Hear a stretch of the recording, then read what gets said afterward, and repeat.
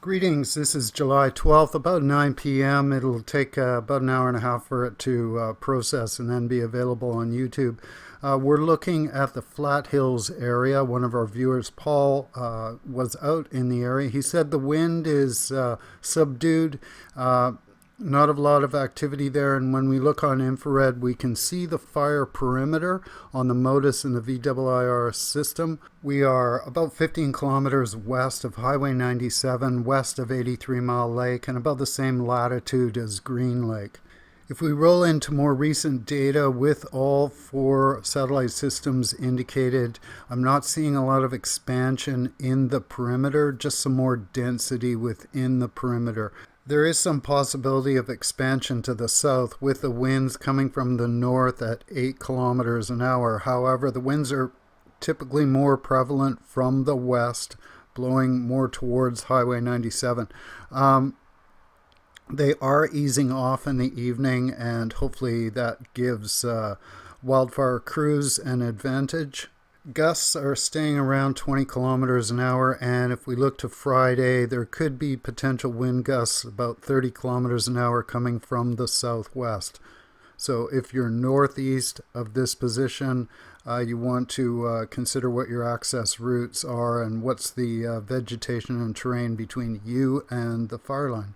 In other areas south of the Caribou Plateau, I'm not seeing a lot of expansion. Here we're looking at Lytton. Most of the infrared appears to be falling within the already established perimeters. There's some potential for eastward movement with the fires that are at the north end of Adams Lake and around Momich. And if you're in the Shuswap, at the north end of Shuswap Lake, be aware of the 3 fires there. They have a potential to move or drift eastwards. There's another one just north of Eagle River. We're zooming in now north of Kamloops. This is an area that's just northwest of Whitecroft. Fire broke out there a few days ago.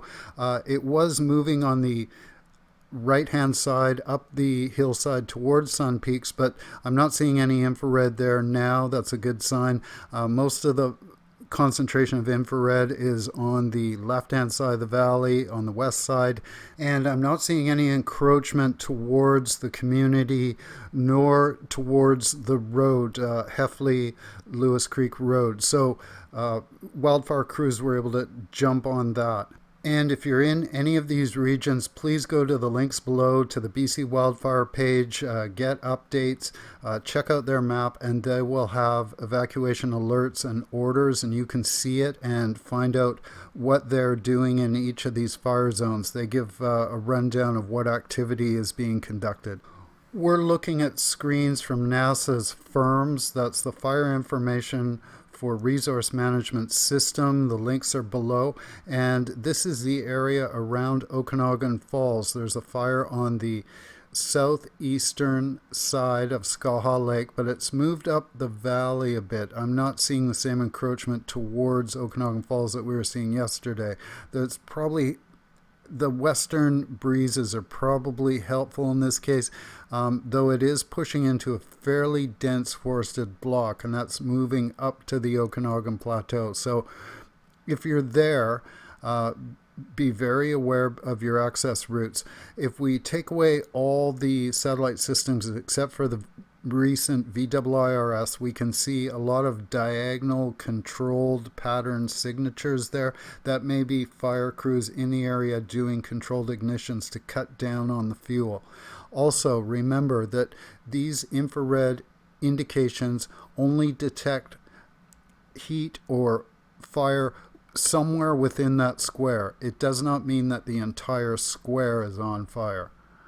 Moving further east, I am watching a small cluster of VWIRS infrared north of Christina Lake, north of Grand Forks, and just something to be aware of. Periodically I'll scan and see if anything new has popped up. Usually about 5 p.m. and 2 a.m. in the morning is when those updates are available for me to look at. So it varies during the day depending on when the orbital path is of the 4 different satellite systems.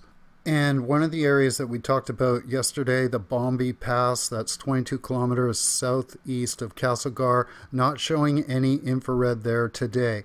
That was a fire that was working its way on the forest floor, so it may not be showing up on infrared.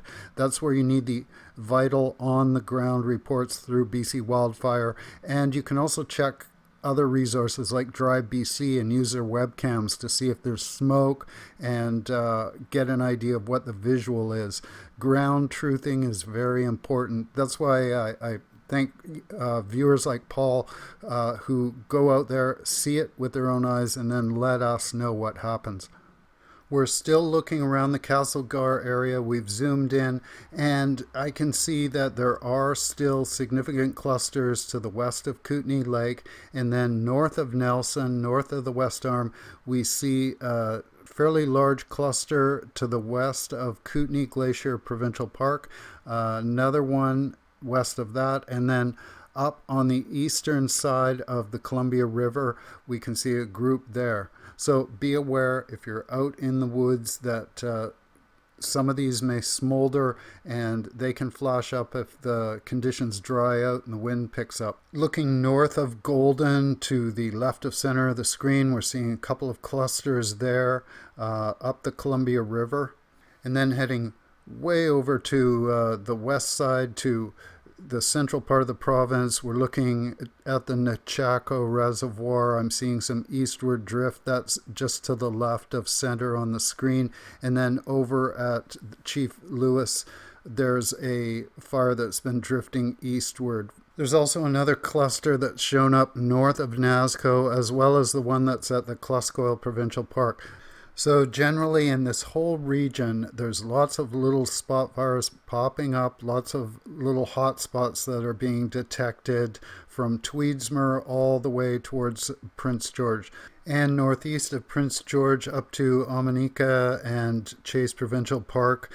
A lot of activity there, a lot of movement, again, eastward because of the prevalent winds. So there was lightning that went through, multiple thunderstorms, and they've left this legacy of spot fires that will be keeping wildfire crews very busy all over the province. Even up to the Stikine River in the far north, here we have one lone hotspot that popped up. And that looks like it's south of the river a few kilometers and in some fairly dense forested bush. Very remote. But let's jump back down south to a little more civilized area. We're looking north of Canham Lake, in between Lang Lake and Canham Lake. This is north of Eagle Creek. And there's an area around Succour Lake, and we're going to look at the Sentinel satellite system, and I'll put a link in the description below.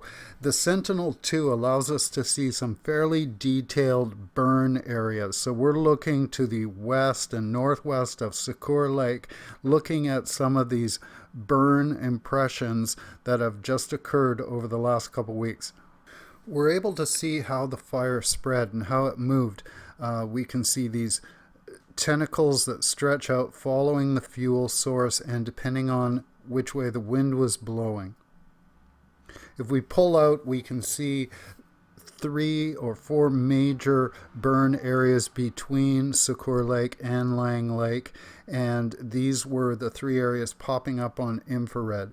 And if you can get multiple sources of data, you can get a fairly good picture of what occurred and what may occur in future wildfires.